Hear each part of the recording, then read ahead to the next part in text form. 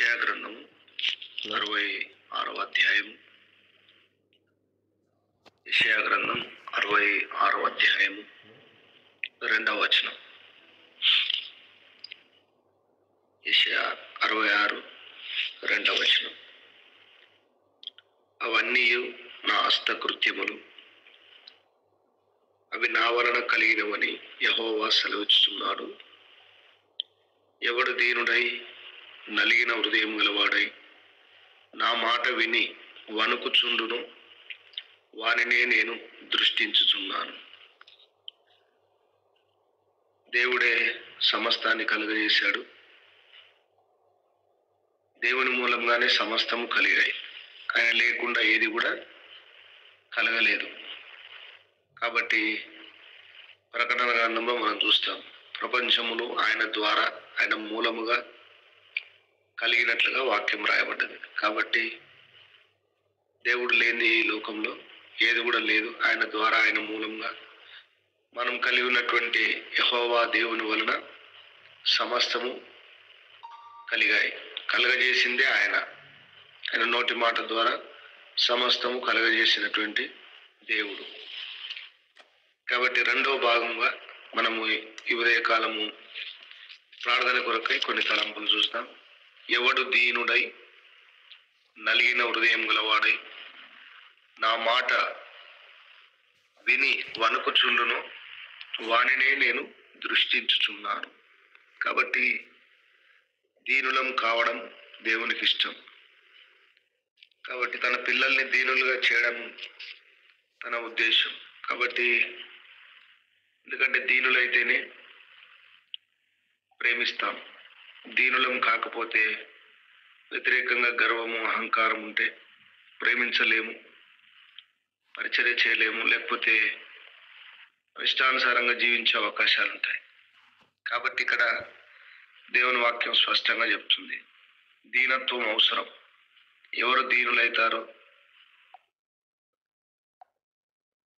ఎవరు నలిగిన హృదయం గలవారే ఉంటారో, ఎవరైతే దేవుని మాట విని వణుకుతారో, దేవుని మాటలు విన్నప్పుడు భయం కలిగి వాటి ప్రకారం జీవించాలని ప్రయత్నం చేస్తారో, వారిపైనే దేవుడు ఏం చేస్తాడు?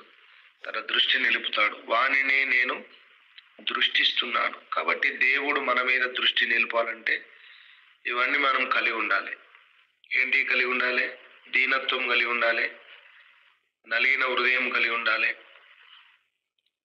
ఇంకా దేవుని మాటలు విని మన లోపల భయం కలగాలి. కాబట్టి మొట్టమొదటి ఏంటంటే దీనత్వం. మరి ఈ లక్షణాలు ఎవరిలో కలిగి ఉన్నాయి అని మనం పరిశుద్ధ గ్రంథంలో చూస్తే మనకు దావీదు కనిపిస్తాడు. దావీదులో ఎటువంటి లక్షణాలన్నీ కలిగి ఉన్నాడు. కాబట్టి దేవుడు ఆయన మీద తన దృష్టిని నిలిపాడు.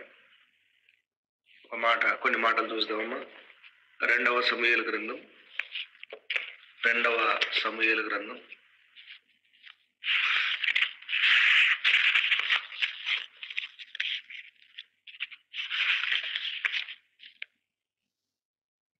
24వ అధ్యాయము 2వ సమూయేలు.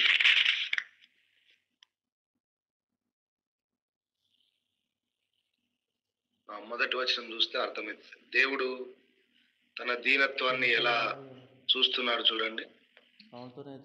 కాబట్టి మొదటి వచనం, ఇంకొక మారు యెహోవా కోపము ఇశ్రాయేలీయుల మీద రగులుకొనగా ఆయన దావీదును వారి మీదికి ప్రేరేపణ చేసి, నీవు పోయి ఇశ్రాయేలు వారిని, యూదా వారిని లెక్కించుమని అతనికి ఆజ్ఞ ఇచ్చెను. కాబట్టి ఇక్కడ దావీదుకు ఒక పరీక్ష. కాబట్టి నువ్వు పోయి ఇశ్రాయేలు వారిని, యూదా వారిని లెక్కించుమన్నాడు. ఆ సందర్భంలో అది అలా చేయకూడదు. ఆయన యోవాబు దాని విషయమై అతని యొద్ద అందుకు రాజు తన యొద్దనున్న సైన్యాధిపతి అయిన యోవాబును పిలిచి, జనసంఖ్య ఎంతైనది నాకు తెలియగలందులకై అన్నప్పుడు యోవాబు, జనుల సంఖ్య ఎంత ఉన్నను నా వేలిన వాడవును రాజువునగు నువ్వు బ్రతికి ఉండగానే దేవుడైన యెహోవా దానిని 100 ఎక్కువ చేయునుగాక అని ఇలా చెప్పినప్పుడు కూడా ఆయన యోవాబు మాట వినడు. ఆ సందర్భంలో దేవుని ఉగ్రత తన మీదకి వచ్చినట్లుగా, ఇశ్రాయేళ్ల మీదకి వచ్చినట్లుగా మనం చూస్తాం. అప్పుడు ఆ దేవుని యుద్ధ నుండి తెగులు వచ్చి చాలా మందిని హతం చేసినట్లుగా మనం వాక్యంలో చూస్తాం. చూడండి 13వ వచనం. కావున గాదు దావీదు వద్దకు వచ్చి ఇట్లు సంగతి తెలియజెప్పాను. నీవు నీ దేశమందు 7 సంవత్సరములు క్షామం కలుగుటకు ఒప్పుకొందువా? నిన్ను తరుముచున్న నీ శత్రువుల ఎదుట నిలవలేక నీవు 3 నెలలు పారిపోవుటకు ఒప్పుకొందువా? నీ దేశమందు 3 దినములు తెగులు రేగుటకు ఒప్పుకొందువా? యోచన చేసి నన్ను పంపిన వానికి నేను ఇయ్యవలసిన ఉత్తరము నిశ్చయించి తెలియజెప్పమనెను. జనసంఖ్య చేయడము అది కరెక్ట్ కాదు. కాబట్టి ఆయన జనసంఖ్య చేసి దావీదు మనసు కొట్టుకున్నదట. జనసంఖ్య చూచినందుకై దావీదు మనసు కొట్టుకొనగా అతడు నేను చేసిన పని వలన గొప్ప పాపము కట్టుకొంటిని. జనసంఖ్య చూడడము పాపముగా ఎంచబడ్డది. కాబట్టి నేనెంతో అవివేకనై దాన్ని చేసి తిని. యెహోవా కరుణయుంచి నీ దాసుడనైన నా దోషమును పరిహరింపుమని యెహోవాతో మనవి చేయగా 10వ వచనంలో. కాబట్టి జనసంఖ్య చూసి దావీదు పాపం చేసినట్టుగా తను గుర్తించాడు. చేయకూడనిది చేశాడు. అయితే నేనెంతో అవివేకినై దాన్ని చేసి తిని. కాబట్టి దీనుడై దేవుని సన్నిధిలో మొరపెడతా వస్తున్నాడు. యెహోవా కరుణయుంచి నీ దాసుడనైన నా దోషమును పరిహరింపుమని యెహోవాతో మనవి చేయగా, ఈ రీతిగా తన దీనత్వాన్ని దేవుని సన్నిధిలో పెడుతున్నాడు. తప్పు చేశాను ప్రభువా, నన్ను క్షమించు. ఇంకా ఏమంటున్నాడంటే 14వ వచనం. అందుకు దావీదు, నాకేమీయో తోచకున్నది, గొప్ప చిక్కులలో ఉన్నాను. యెహోవా బహువాత్సల్యత గలవాడు గనక మనుషుని చేతిలో పడకుండా యెహోవా చేతిలోనే పడదుము కాక అని గాదుతో అనెను. కాబట్టి తన దీనుడై తను చేసిన పొరపాటును బట్టి, తను చేసిన తప్పును బట్టి అతనికి ఉన్నటువంటి మంచి లక్షణం ఏంటంటే దేవుని సన్నిధిలో గోజాడేవాడు, దేవుని సన్నిధిలో ఒప్పుకునేవాడు, దేవుని సన్నిధిలో క్షమాపణ అడిగేవాడు. అందుకని ఇక్కడ 17వ వచనానికి వస్తే మనకు అర్థమైతే తన దీనత్వమును దేవుని ఎదుట కనపరుస్తా ఉన్నాడు. దావీదు జనులను నాశనం చేసిన దూతను కనుగొని యెహోవాకు ఇలాగూ ప్రార్థించను. చిత్తగించుము, పాపం చేసిన వాడను నేనే, దుర్మార్గముగా ప్రవర్తించిన వాడను నేనే. గొర్రెల వంటి వీరేమి చేసిరి, నన్నును నా తండ్రి ఇంటి వారిని శిక్షించుము. దీనుడై దేవుని సన్నిధిలో మొరపెడతా ఉన్నాడు. ప్రభువా, పాపం చేసింది నేను, తప్పు చేసింది నేను, నా యందు కరుణించయ్యా, నీ దాసుడైన నా దోషమును పరిహరించుమని యెహోవాతో ఆయన ఏం చేస్తున్నాడు, మనవి చేస్తున్నాడు. ఇక్కడ ఏమంటున్నాడంటే చిత్తగించుము, పాపం చేసిన వాడను నేనే, దుర్మార్గముగా ప్రవర్తించిన వాడను నేనే. గొర్రెల వంటి వీరేమి చేసిరి, నన్నును నా తండ్రి ఇంటి వారిని శిక్షించు. కాబట్టి ఎవడు దీనుడై దేవుని సన్నిధిలో మొరపెడతాడో దేవుడు కరుణించేవాడై ఉన్నాడు. ఆయన కరుణా వాత్సల్యతలు కలిగిన వాడు. యెహోవా దయాదాక్షిణ్య పూర్ణుడని రాయబడ్డది. దీర్ఘశాంతుడు,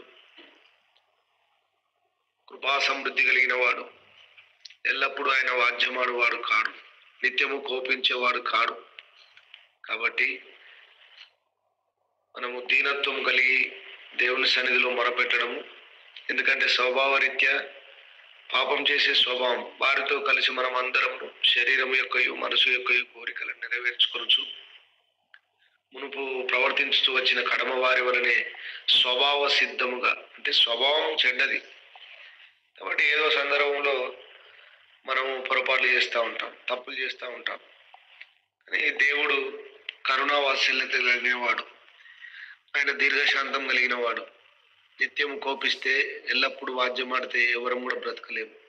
కాబట్టి దీనులమై ప్రభు సన్నిధిలో మొరపెట్టడం మనం కూడా నేర్చుకోవాలి. కాబట్టి దీనత్వం ఎంతో అవసరం. కాబట్టి దావీదు దేవుని మనసు కరగదీసే విధంగా, ప్రభా పాపం చేసింది నేను, తప్పు చేసింది నేను, దుర్మార్గంగా ప్రవర్తించింది నేను, దయచేసి జ్ఞాపకం చేసుకోమని దీనుడై దేవుని సన్నిధిలో మొరపెడతా ఉన్నాడు. రాజరికంలో ఉన్నప్పటికీ తను చేసిన పొరపాటును బట్టి అతడు క్షమాపణ అడుగుతున్నాడు. అందుకని దావీదు క్షమించబడ్డాడు. కొంతవరకు నష్టం జరిగినప్పటికీ దేవుడు కరుణించి ఇంకా ఎక్కువ నష్టం కలగకుండా తనను జ్ఞాపకం చేసుకున్నాడు. కాబట్టి ఎవడు దీనుడై నలిగిన హృదయం, పూర్తిగా నలిగిపోయాడు దావీదు. రెండవ విషయానికి వస్తే, దావీదు తన జీవితంలో ఎన్నో శ్రమల గుండా వెళ్తూ, కష్టాల గుండా వెళ్తూ, ప్రతికూలతల గుండా వెళ్తూ చాలా నష్టపోయాడు, నలిగిపోతూ వచ్చాడు తనకు వచ్చే పరిస్థితుల ద్వారా. చూడండి, రెండవ సమూయేలు గ్రంథం 16వ అధ్యాయము 16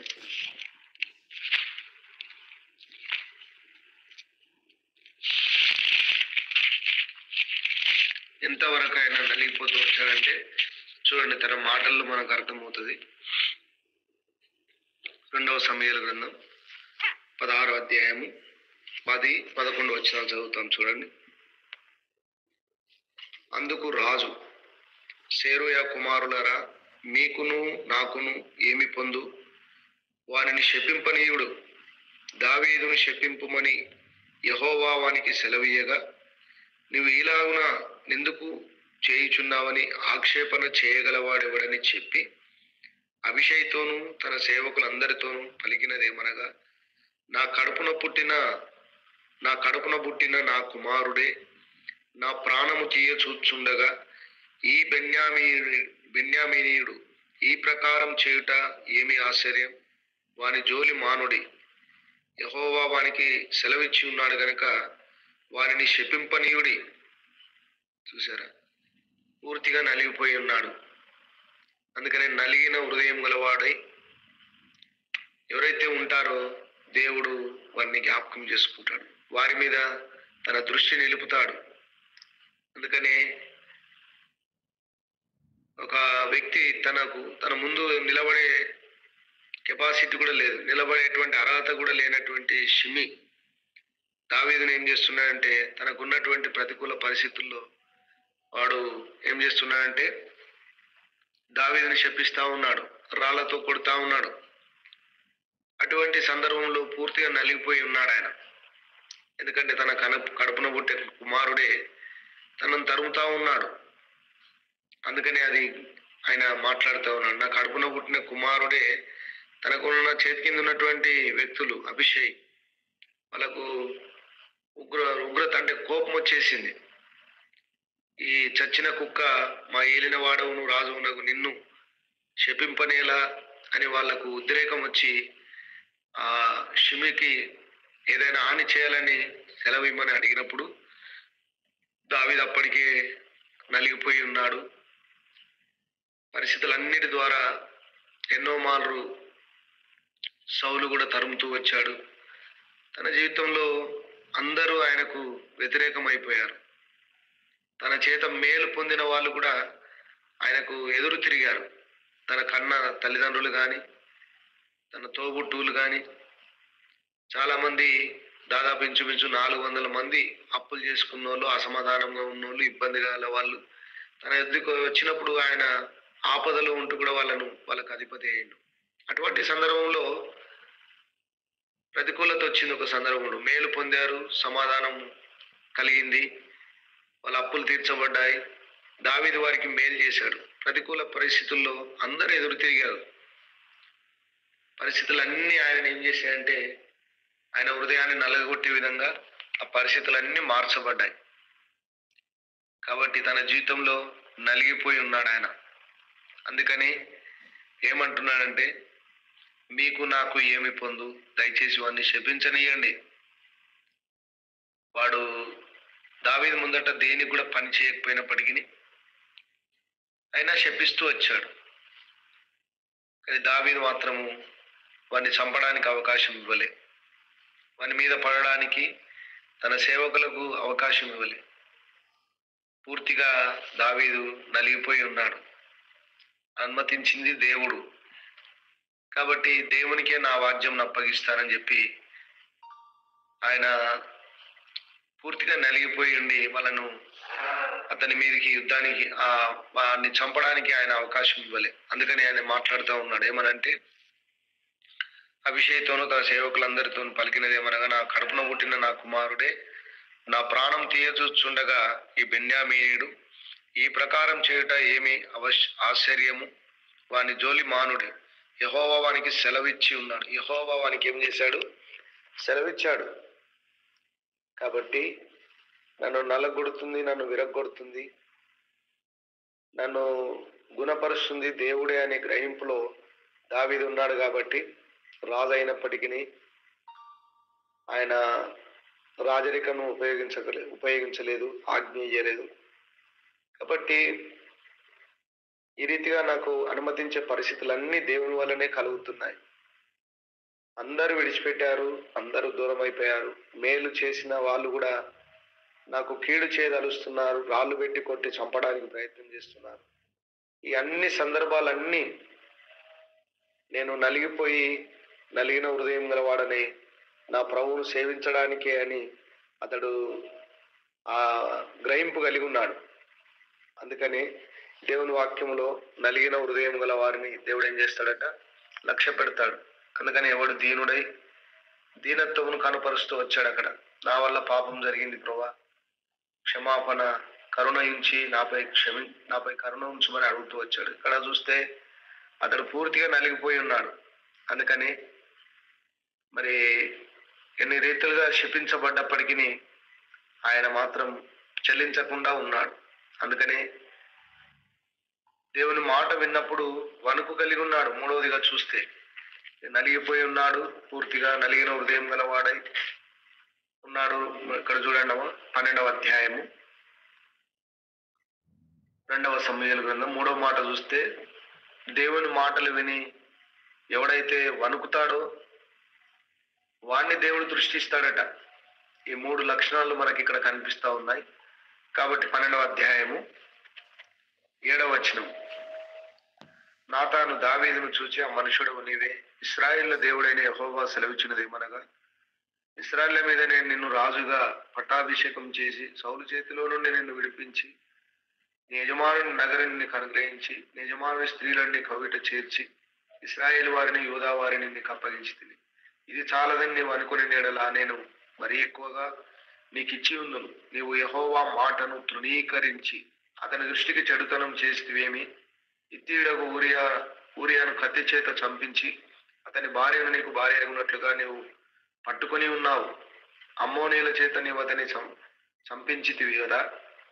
నీవు నన్ను లక్ష్యము చేయక హిత్తీయుడకు ఊరియా భార్యను నీకు భార్య అగునట్లు తీసుకొనినందున నీ ఇంటి వారికి సదాకాలం యుద్ధము కలుగును. దేవుడు మాట్లాడుతున్న సందర్భంలో అతనిలో ఒక భయం ప్రవేశించింది.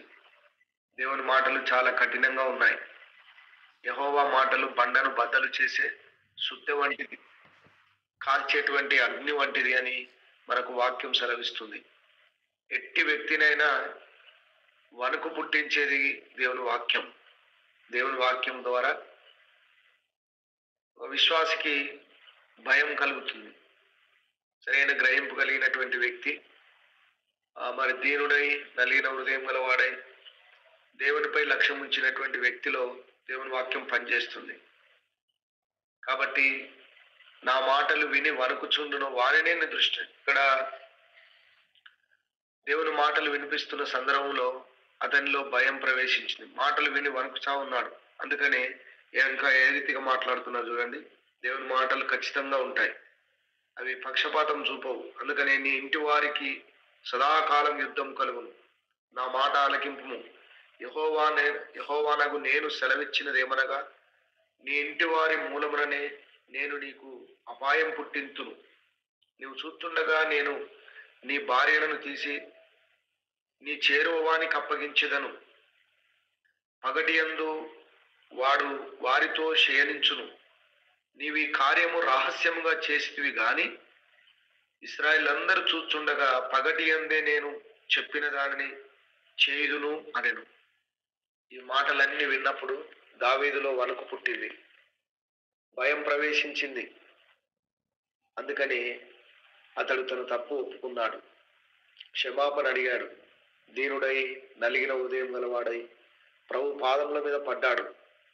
ప్రభు పాదముల మీద పడి పశ్చాత్తాపడుతూ దేవుని కృప కొరకు వేడుకున్నాడు, ఏడ్చాడు, కన్నీరు కార్చాడు. నేను చేసింది పాపం నాయన, నేను చేసింది తప్పే, నన్ను క్షమించుమని ఎంతో గోజాడుతూ వచ్చాడు.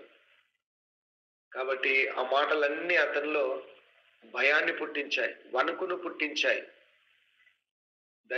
దేవుని సేవకుడు దేవుని మాటలు ఆ రాజరికంలో ఉన్నటువంటి రాజుతో చెప్పినప్పుడు, దావీదుతో చెప్పినప్పుడు అతడు ఏం చేస్తూ వచ్చాడంటే ఆయన వణుకుతూ వచ్చాడు, భయపడుతూ వచ్చాడు. అందుకనే క్షమాపణ కోరాడు, ప్రభు పాదముల మీద పడ్డాడు, ప్రభా నన్ను క్షమించుమని అతడు ప్రాధేయపడుతూ వచ్చాడు. అందుకని చూడండి ఎంత చక్కగా ఉంది మాట.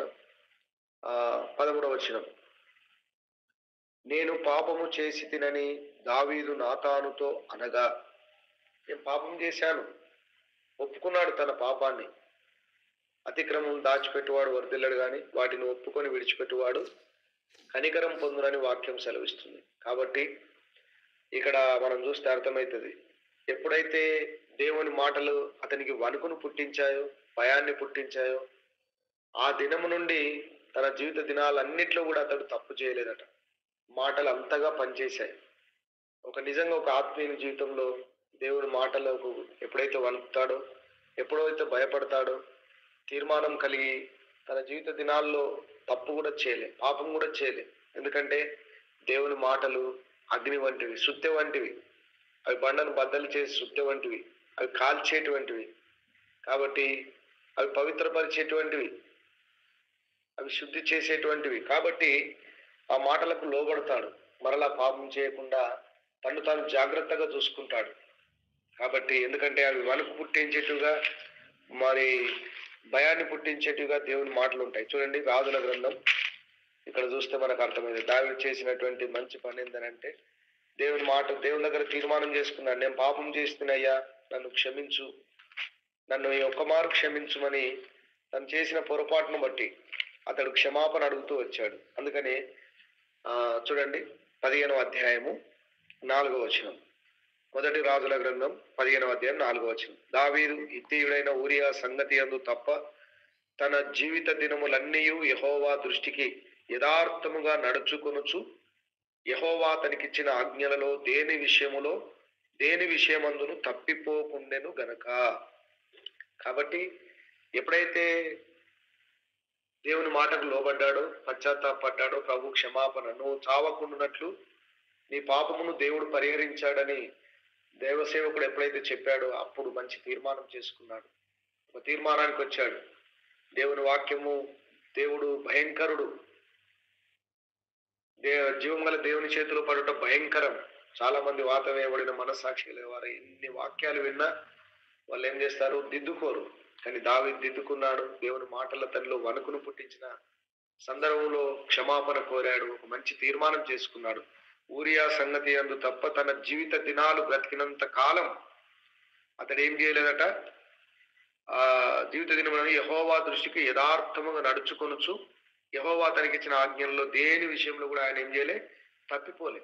మనం కూడా అట్టి తీర్మానం కలిగి దేవుడు మనతో మాట్లాడినప్పుడు, ఆ మాటలు మనకు వణుకు పుట్టించినప్పుడు, భయాన్ని పుట్టించినప్పుడు మనం కూడా క్షమాపణ అడిగి మనం ప్రభు క్షమాపణ కోరి మరలా పాపం చేయకుండా ఉండడం మంచిది. అప్పుడు దేవుడు మన మీద దృష్టి నిలుపుతాడు. అందుకనే ఒక మాట, రాజుల గ్రంథం, రాజులు చూడండి, మొదటి రాజుల గ్రంథం 1వ అధ్యాయం 1వ వచనం, రాజైన దావీదు బహువృద్ధుడు కాగా వృద్ధాప్యం వచ్చేంత వరకు దేవుడు అతన్ని కాపాడుతూ వచ్చాడు. ఎంతో ఉన్నతమైన స్థాయిలోనికి అతన్ని తీసుకుని వెళ్ళాడు. కాబట్టి మనం వినేటువంటి వాక్యము, నేటి దినం ఎవడు దీనుడై నలిగిన హృదయం గలవాడై నా మాట విని వణుకుచుండును వానిని నేనేం చేస్తాను, దృష్టిస్తాను. ప్రభు దృష్టి మన మీద ఉండాలంటే మనం ఇటువంటి లక్షణాలు కలిగి ఉండడము మంచిది. క్షమాపణ కోరే మనస్సు ప్రతి సందర్భంలో మనం కలిగి ఉండడం, ఆయన మాటలు విని వణికి వాటి ప్రకారం జీవించడానికి తీర్మానం చేసుకోవడం మంచిది. కాబట్టి ఇట్టి కృప మన గురించి వృద్ధాప్యం వచ్చేంత వరకు దావీదు వృద్ధుడు కాగా సౌలు అలా కాదు, తనకు తాను ఆత్మహత్య చేసుకొని లోబడక పశ్చాత్తాపడక దేవుని మాటలు లెక్క చేయకుండా ఎన్నమారు దేవుడు గద్దించిన లోబడిన వానికి మరీ తిరుగు లేకుండా హఠాత్తుగా నాశనం వస్తుందని వాక్యం సరే ఆ రీతిగా నష్టపోయిన వాళ్ళు ఉన్నారు. కాబట్టి మన జీవితంలో ఆయన మాటలు విని వనికి లోబడి దావీదు వలె పశ్చాత్తాపడి తీర్మానం చేసుకుని తన జీవిత దినాలంతట్లో కూడా ఏ తప్పు యెహోవా తనకి ఇచ్చిన ఆజ్ఞల్లో దేని విషయంలో కూడా తను తప్పిపోలేదట. అలా జీవించడము ఎంతో శ్రేష్టమైంది. అప్పుడు దేవుని దృష్టి మన మీద ఉంటుంది. దేవుని దృష్టి దేవుడు మనల్ని జ్ఞాపకం చేసుకుంటాడు. వృద్ధాప్యం వచ్చేంత వరకు బహువృద్ధుడు కాగా అని రాయబడ్డది. కాబట్టి దేవుడు అలా మన ఆయుష్కాలంని పొడిగిస్తూ ఉంటాడు, క్షేమాన్ని దయచేస్తాడు, దీవెన దయచేస్తాడు, ఆశీర్వాదం దయచేస్తాడు. ఆయన దృష్టి మన మీద ఉన్నప్పుడు ఏది కూడా మనకు కొదవ ఉండదు మన జీవితంలో. కాబట్టి అట్టి కృపనిచ్చి దేవుడు మనల్ని కూడా నడిపించును గాక.